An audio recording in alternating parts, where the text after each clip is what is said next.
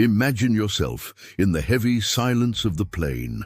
The sound of trumpets and the clash of weapons has given way to the beating of the wings of crows and vultures, attracted by the bodies that stretch as far as the eye can see. It is night, but the smell of iron and blood still lingers in the air, reminding us of the brutality of the fight that has finally come to an end.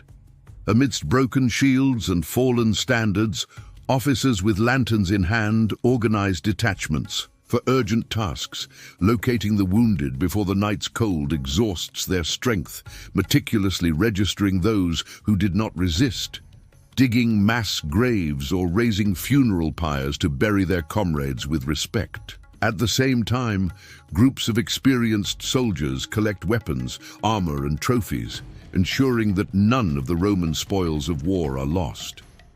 In this video, you will learn how the discipline of the Roman army transformed this horrific scenario into an almost ritualistic process, saving lives, burying Roman soldiers with honor, and collecting every fragment of a costly victory. But before we dive into these stories and curiosities of the Roman Empire, make sure you are already subscribed to our channel and activate the bell. That way, you won't miss any of our videos full of secrets about ancient Rome. It is in this silence that the first detachments set off in a race against time to save those who still breathe. The silence, after the storm, the desolate image of the battlefield, the post-battle mist rises in thin clouds, enveloping bodies lying on the muddy grass. In the flickering light of the moon, fragments of armor, cracked shields, fallen banners, and twisted swords glimmer like tragic reminders of the clash. Ravens and vultures tear through the silence, flying low among the remains of spears and crossbow bolts. As the night progresses, shadows dressed in military garb glide across the field. They are not marauders. They are specialized detachments. On urgent missions, some advance in search of muffled groans. Each gasp may indicate a soldier still breathing. Others are tasked with collecting the spoils of Roman war, whole spears, helmets, and pieces of armor that will reinforce the battle lines.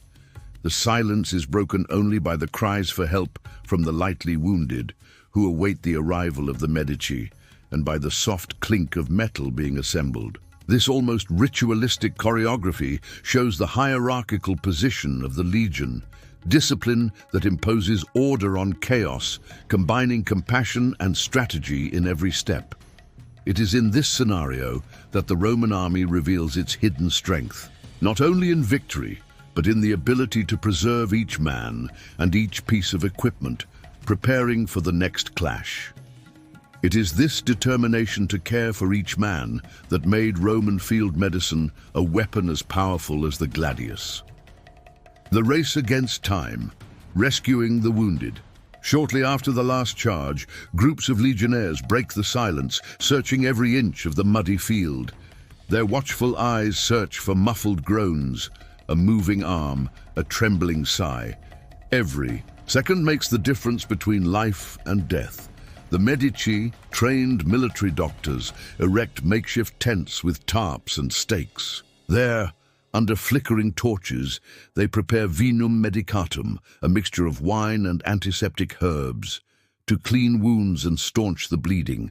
Assistants tie rudimentary splints and carry the wounded on wooden stretchers or even reinforced shields.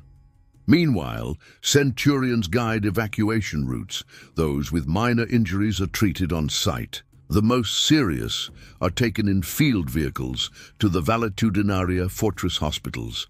This triage system drastically reduces deaths from infection and keeps the veterans' experience alive. Even under the weight of night, the coordination is impressive. Short Latin orders echo between lanterns, ensuring that no man is forgotten. It is Roman discipline transforming chaos into a collective effort of compassion and efficiency. But war takes its toll. Not everyone survives the wounds, and the way Rome honored its dead revealed the true face of its greatness. The pain of loss, recording and burial of the dead. As the last torches illuminate the field, another team takes on the silent and poignant task of counting the dead. Under the supervision of centurions, clerks write down names, ranks, and places of death. Each line of the record is a vow of respect for the one who will not return. The historian Onasander stated that burying the dead without delay ensures the trust of the living. If the bodies were left exposed, morale would plummet. Every soldier would fear that if he fell, he would be abandoned. With shovels, legionaries dug mass graves. When more time was available, a funeral pyre was erected. Even in urgent situations, gestures of devotion were not lacking. Grains of grain were scattered over the bodies. Incense sticks were burned, and prayers were whispered in Latin. This ritual, a mixture of pragmatism and piety, sealed the pact between the living and the departed, reaffirming the cohesion of the legion and the honor of Rome. And it was in this setting that some exceptional warriors received eternal tributes, their names forever etched in history. Mass burials and funeral pyres, practice and tradition. As the clock ticked down and the day was drawing to a close, the legions resorted to mass graves for rank and file. Within hours, hundreds of bodies were covered with earth, preventing soil contamination and reducing outbreaks of disease among the living. This quick action saved more lives than enemy blades. In extreme situations, a funeral pyre was erected. Piles of logs, dry wood, and a huge flame consumed everything in flames. Even here, in the midst of the chaos, the rites of farewell were not forgotten. A tribute of wine was poured over the wood. Latin words were chanted by the officers, and incense rose in fragrant smoke, carrying prayers for the fallen. For the Roman soldier, being buried according to the ritual was as vital as the armor he wore. It kept alive the belief that his sacrifice would have meaning, and that if he died, he would also receive honor. This balance between sanitary pragmatism and ritual respect reinforced the discipline that made Rome an unbeatable war machine. But there was an even more personal gesture. Many soldiers saved part of their pay to ensure a tombstone, a legacy that defied time. Immortalizing heroes, tombs, inscriptions, and memorials. To ensure that their sacrifice would not be forgotten, legionaries could donate part of their pay to a collegium funeratitius.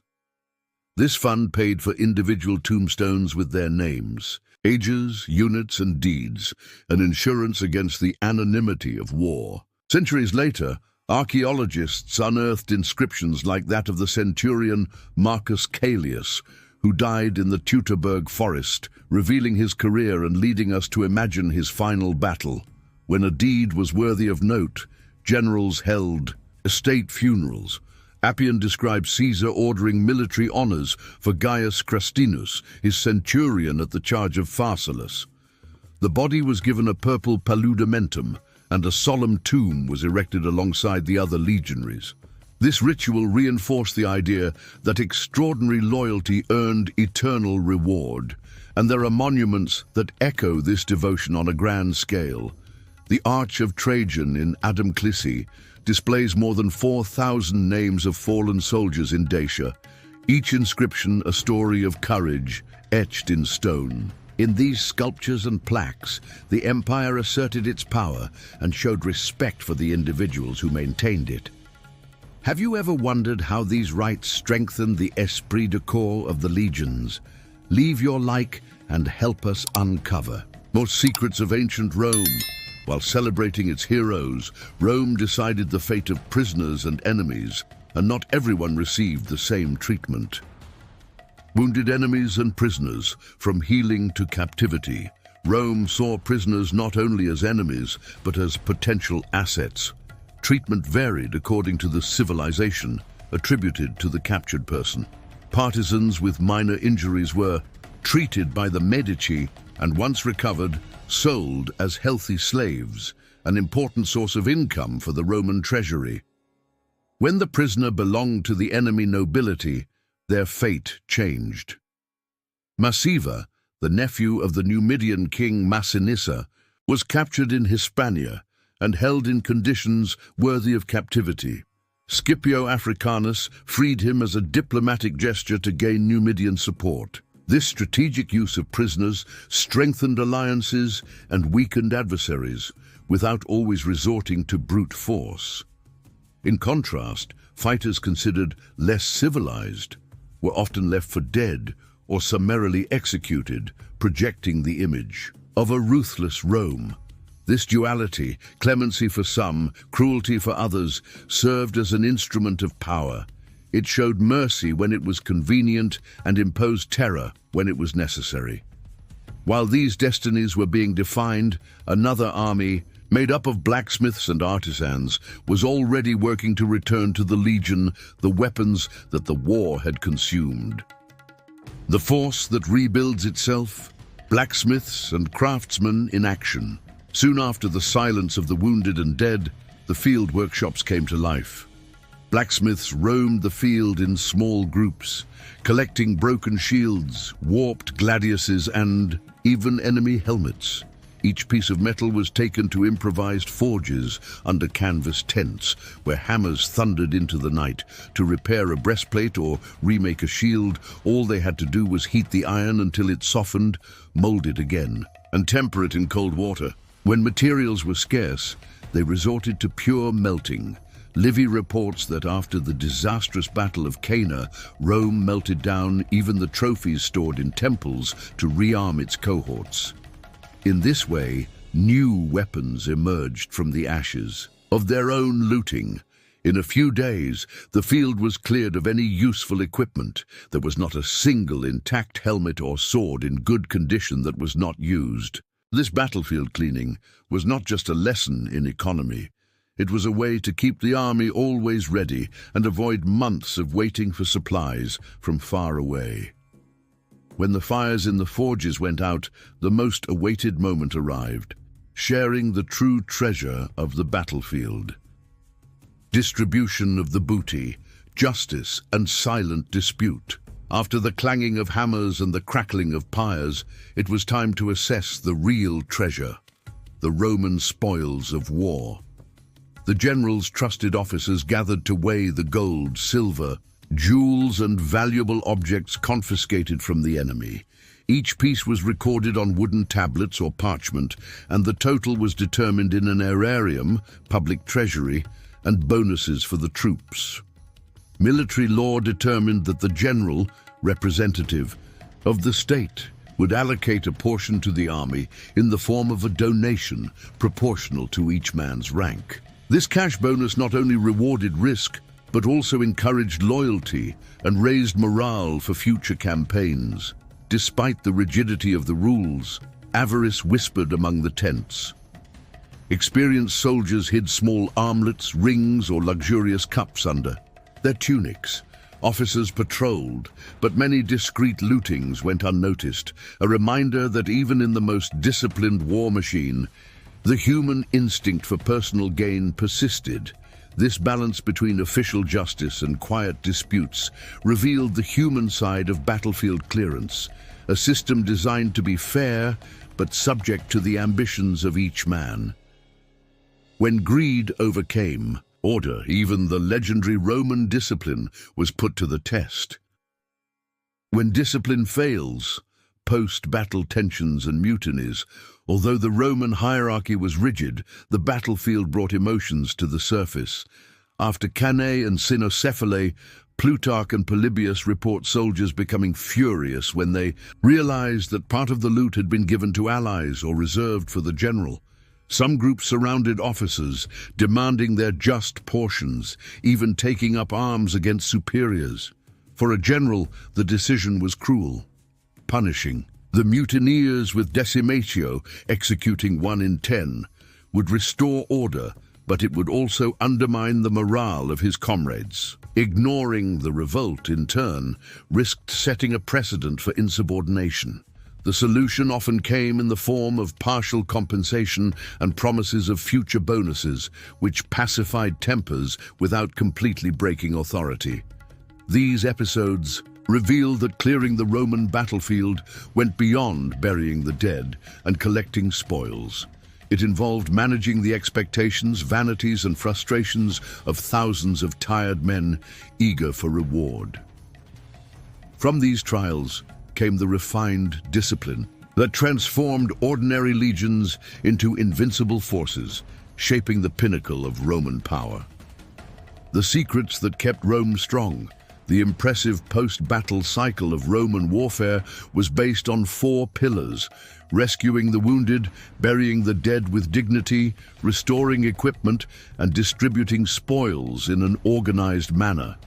Each step reinforced the previous, creating a holistic system that transformed the horror of war into renewal. By finding and treating the wounded quickly, the Medici ensured that seasoned veterans returned to the front lines, saving months of training for new recruits. At the same time, respectful burial, whether in mass graves or in solemn ceremonies, maintained the soldiers' confidence in their leadership, preventing the discouragement that exposed bodies could cause. In the field forges, the salvaging of damaged metal and even temple trophies ensured that the legions had weapons and armor ready in days, not months. Finally, the division of spoils, while subject to human disputes, offered concrete reward for each man's efforts. Even tragedies like the defeat in the Teutoburg forest did not erase this structure. The principles of funerary piety and medical efficiency preserved the accumulated knowledge, allowing the legions to rise stronger. This balance between ritual, compassion, and pragmatism is the true legacy of the Roman post-battle, the formula that sustained the power of an empire for centuries. If you enjoyed this trip through time and want more fascinating stories, subscribe to the channel, like and share this video with your friends. This way, you help us continue to bring you quality historical content. Thank you very much for watching, and we will see you in the next video about ancient Rome and its great empire.